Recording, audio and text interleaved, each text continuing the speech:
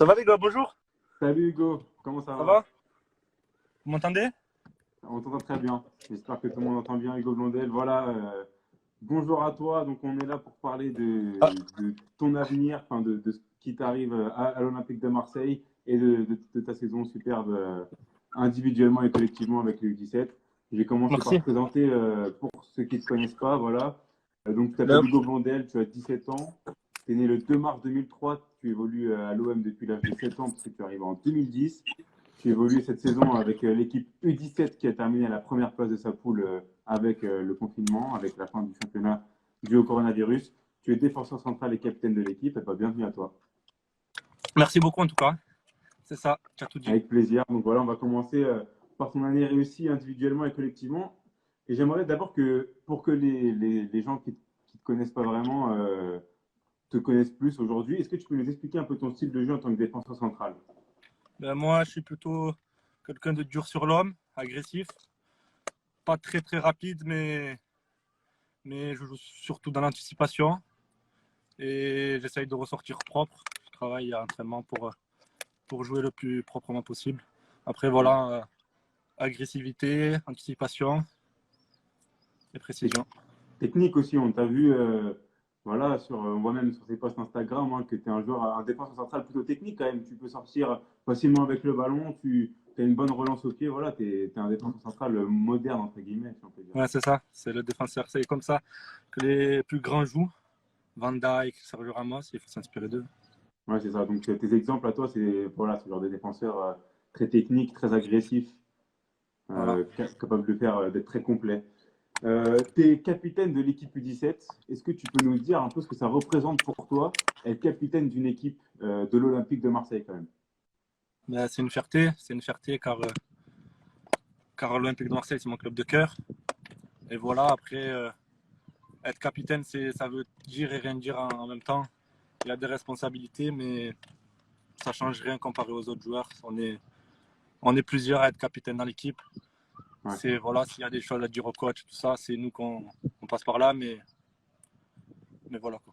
C'est Mais après justement, sur le terrain, il y a des joueurs un peu plus timides que d'autres, et ouais. il faut dans des équipes des joueurs porte-parole qui prennent la voix. Et donc voilà. Alors justement, voilà, quels sont les critères aujourd'hui pour être capitaine dans une équipe de jeunes? C'est ça, c'est de prendre la parole. Parce que bon, quand tu as 28, 29 ans dans une équipe professionnelle et que tu as vécu des choses, etc., on prend un peu les choix du capitaine. Mais toi, tu as 17 ans, vous avez tous le même âge. C'est ça, c'est de prendre la parole qui fait que. Ben, on est un groupe à peu près de 20 chaque année par équipe et on vit presque tous les jours ensemble. On se côtoie presque plus que notre famille. Du coup, même en dehors du football, et ben, des fois, il y a des petites galères, des petites embrouilles et tout ça. Et on va dire que je suis là si quelqu'un a un problème ou faire des fois parler avec le coach s'il y a des trucs qui ne vont pas, s'il y a des choses qu'on semble améliorer ou etc. Quoi. Ouais, tu sers un peu de Le, médiateur entre les joueurs, le coach, voilà, les joueurs voilà. entre eux, etc. Être capitaine, c'est pas qu'avoir le brassard sur le terrain et aboyer. Ouais, Ça fait partie d'un des critères, mais c'est le plus petit, on va dire. ouais.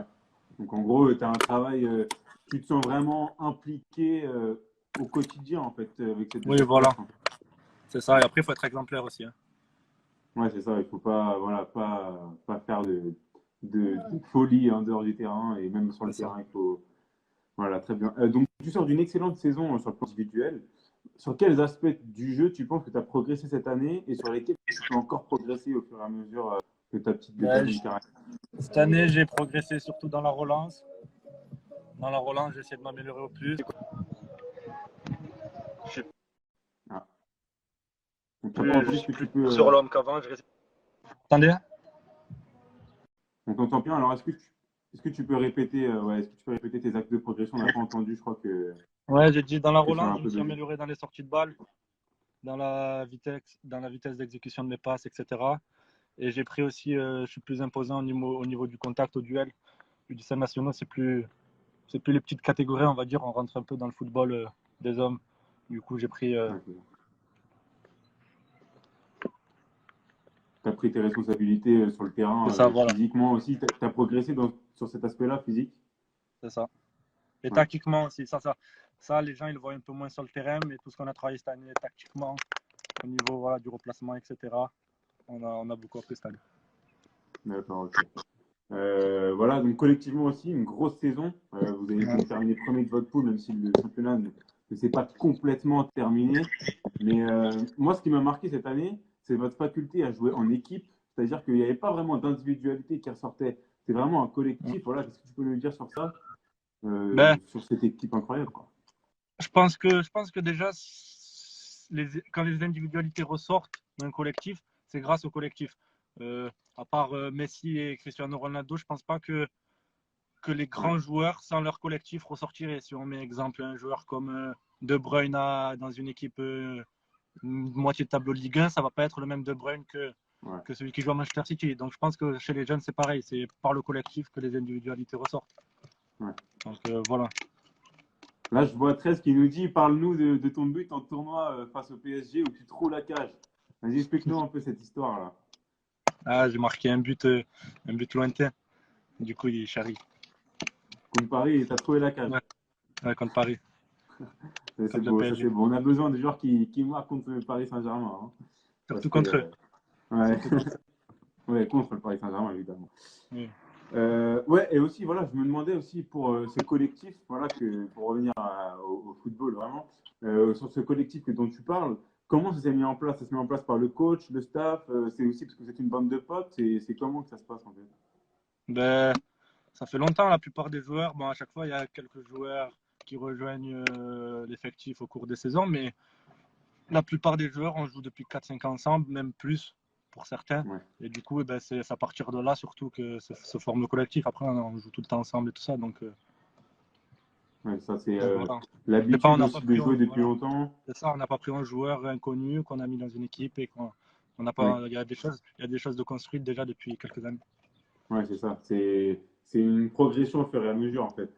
Mais justement, à propos de ça, on parle, enfin, les coachs changent chaque année dans les catégories de jeunes. Chaque Ouais. année, tu changes de coach. Comment on perçoit ça quand on est dans une catégorie, enfin, on s'en fiche ou c'est quelque chose qui peut gêner quelquefois? Ben non, il faut s'adapter, hein. Chaque coach nous apporte un peu sa touche, sa spécialité. Après, je pense que dans toutes les catégories de centre de formation, on essaye d'avoir un peu le même projet de jeu. Du coup, voilà, c'est Mm. ça qui. On ne change pas de jeu d'une année à l'autre. Donc voilà, mais après, il faut s'habituer à changer de Ok. coach parce que c'est ce qui va faire Ouais, tout le ce qui monde. va arriver, pas le choix, quoi. Et justement, en parlant de ça, il y a l'adjoint de votre coach de cette année, là, c'est Titou RM des U19 nationaux l'année prochaine. Est-ce que, quand même, il y a une sorte de base qui va rester, comme c'est l'adjoint de votre coach de cette année, Stéphane François? Est-ce que Euh, c'est pas plus simple, pas Je plus sais pas du simple tout, de. je sais pas du tout quels vont être les coachs, mais bon, c'est pas à moi de voir, hein. Les coachs qu'il y aura, on s'adaptera quoi qu'il arrive, mais bon, je Non, mais ce pense que que je le veux dire, projet. c'est que Ouais. jouer une année supplémentaire avec un coach qui vous a déjà entraîné ou qui était adjoint, c'est pas plus simple pour repartir sur des bases en termes de football, surtout tactique et humaine aussi. Parce que vous avez déjà vos bases avec cette personne, vous savez comment l'aborder et eux ils savent aussi comment vous aborder en tant que joueur. Oui, c'est sûr que ça serait bien, mais voilà, on sait pas. Ok. Ça serait bien, ouais, parce qu'il nous connaît, on a déjà fait une année ensemble, mais après ça peut être aussi, ça peut être à double tranchant aussi. Ouais. C'est-à-dire que si ça va mal avec quelqu'un, ça peut aller mal après par la suite. Moi, il y a un Ouais. joueur Ou qui m'a comme ça peut aller marqué. mal, ça peut aller bien. Ouais, c'est ça. Oui. Moi, il y a un joueur cette année offensivement qui m'a marqué, c'est Ilyas Zouaoui. Il a fini Oui. meilleur buteur et meilleur passeur de l'équipe U17. Il paraît que c'est un joueur un peu foufou en dehors du terrain. Est-ce que ton rôle de capitaine, c'est aussi de cadrer ce genre de joueur en dehors du terrain et Beaucoup, beaucoup, beaucoup. Beaucoup. Je sais pas si c'est dans le live, mais beaucoup. Et c'est un très bon joueur, hein. C'est un très très bon joueur. Ouais, c'est un super joueur. Très technique, très vivace et fort bah, devant le but dans le dernier geste C'est aussi ça. au niveau de la passe. Donc ton rôle, c'est aussi de canaliser ce genre de jeunes joueurs un peu foufou et ah,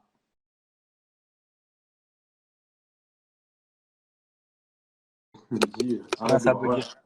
C'est bon? Ouais, c'est bon? Tout va bien? Parfait. Ouais, ce que je te disais, c'est que voilà, Ida Zouaï, donc c'est un joueur pareil, hein, un peu foufou. Et donc ton rôle, c'est de cadrer ce genre de joueurs et de les tenir, entre guillemets, je vais pas dire tenir, mais de les droits chemin Ouais, c'est en ça, ouais, dehors du les terrain. recadrer un peu. Ouais, Ouais. Voilà, en ce qui concerne bah, voilà, cette saison très réussie au niveau individuel et collectif. Maintenant, on va parler un peu de tes objectifs. Voilà, parce que c'est formateur de l'Olympique de Marseille, tu l'as dit tout à l'heure, c'est aussi ton club de cœur, évidemment. Enfin, mm, pour un Marseillais de base, ça paraît un peu logique. Donc l'année prochaine, tu vas rentrer en U19 national avec qui plus est la Youth League. c'est ça. Qu'est-ce que ça représente pour toi une compétition comme la Youth League, qui est un peu le gratin du football européen dans les jeunes? Ben, c'est l'élite du football européen, je pense, en 19. Donc, ouais, les 19, c'est la dernière catégorie de jeunes, on va dire. Donc, on va jouer contre les meilleurs centres de formation d'Europe, voire du monde. Du coup, C'est c'est bien, ça. on va pouvoir se tester. C'est bien, ouais, c'est bien aussi pour voir un peu son niveau par rapport aux autres clubs, quoi. C'est ça, Ça. de se jauger un peu en termes de formation. Ouais. Je vois que vous posez pas mal de questions pour Hugo. Je pense qu'on va pouvoir voir ça après. Voilà, gardez vos questions pour dans une dizaine de minutes. Là, on va pouvoir prendre toutes vos questions. Comme ça, on pourra faire une partie où je prends toutes vos questions et on le posera à Hugo Vandel. Voilà. Et quel est ton objectif pour l'année prochaine? Est-ce que tu préfères faire une saison complète avec les 19 nationaux ou alors plutôt switcher entre les 19, entre la réserve peut-être pour t'habituer au niveau senior? Qu'est-ce que tu privilégierais toi en tant que joueur? Ben, les deux championnats, ben, le championnat de National 2, c'est un championnat d'hommes. Donc, il y a beaucoup à apprendre. Après, le championnat U19 nationaux aussi, il y a les meilleures équipes françaises. Du coup, déjà faire des bons matchs avec les 19, faire des matchs solides, faire de bonnes performances, puis après, pourquoi pas intégrer la Nationale 2. Mais il ne Ouais. faut pas se précipiter, il faut faire d'abord des Voilà, bons pas matchs. griller les étapes.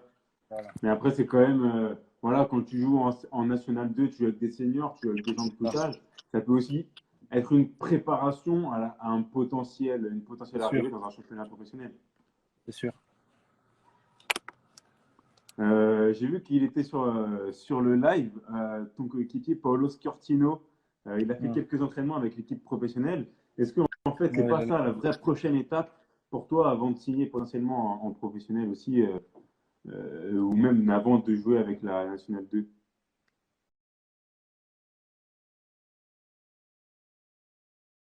Pas grave, t'inquiète pas, on est encore en direct avec toi, donc parfait. Donc voilà, ce que je te disais, c'est que ton équipe Paolo Scortino, qui est donc sur le live, j'ai vu tout à l'heure, a fait quelques entraînements avec l'équipe professionnelle. Est-ce que c'est pour toi la prochaine étape avant de signer pro, avant de jouer avec la Nationale 2 en senior? Ben, là, ben, faut déjà ouais, faire des bons matchs en 19, puis en National 2 confirmé avant de, je pense, chaque joueur a son. Mais voilà, ça passe par les bonnes performances. Ouais, c'est ça. Donc voilà, toi, le but, c'est vraiment de te concentrer sur les U19 l'année prochaine. Voilà, progresser étape par étape. Et tu te prends pas la tête. Ouais, Pour toi, c'est vraiment comme ça. Ok. ouais. À ton poste, à l'Olympique de Marseille, on voit un Boubacar Camara qui a une progression constante et linéaire.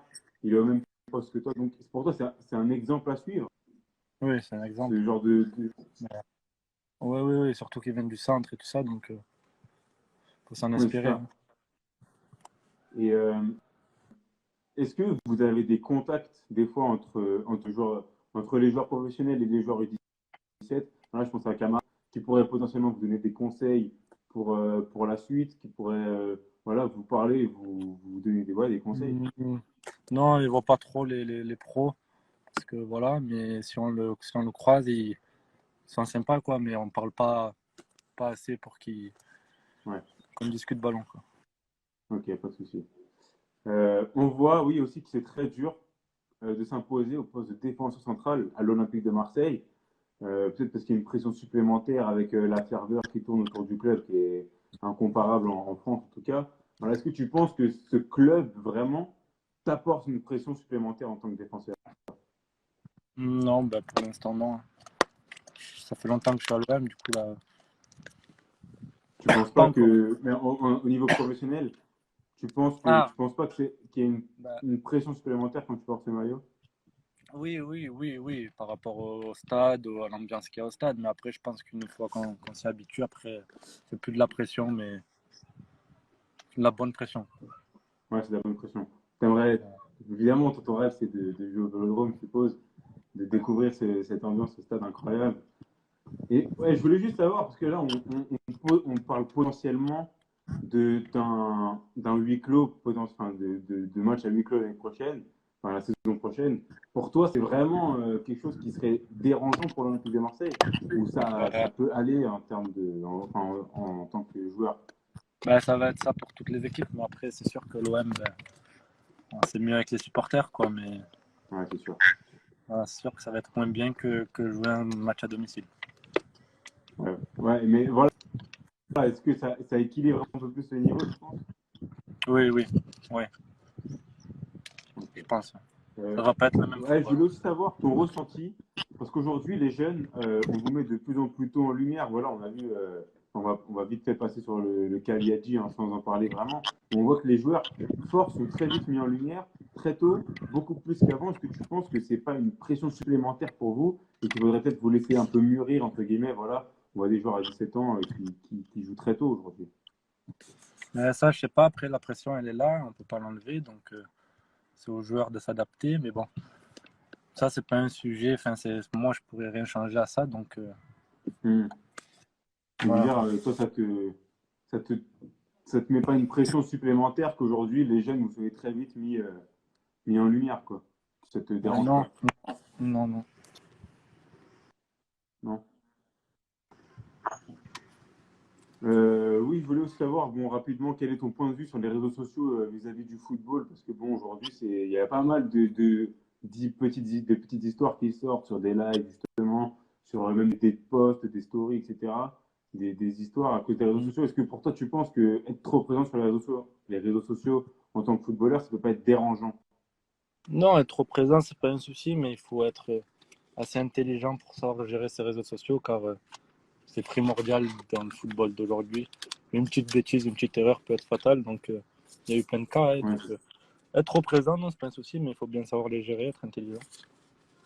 ouais, surtout quand tu es jeune, enfin, quand tu es dans les centres de formation, etc., on a eu beaucoup d'histoires de gens qui se font virer des centres de formation parce qu'ils ont fait telle ou telle erreur sur un réseau social. Voilà, il faut savoir cadrer tout ça. Dernière question. Le confinement a stoppé la saison, on le sait. Enfin, le coronavirus a stoppé la saison. Et comment tu t'es entretenu physiquement?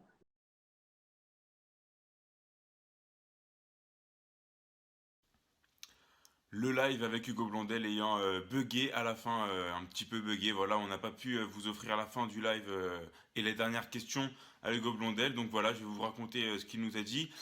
Premièrement, on lui avait posé la question sur le confinement et comment s'est passé le confinement en termes de préparation physique. Est-ce qu'il avait eu un programme ou est-ce qu'il avait dû s'entretenir tout seul?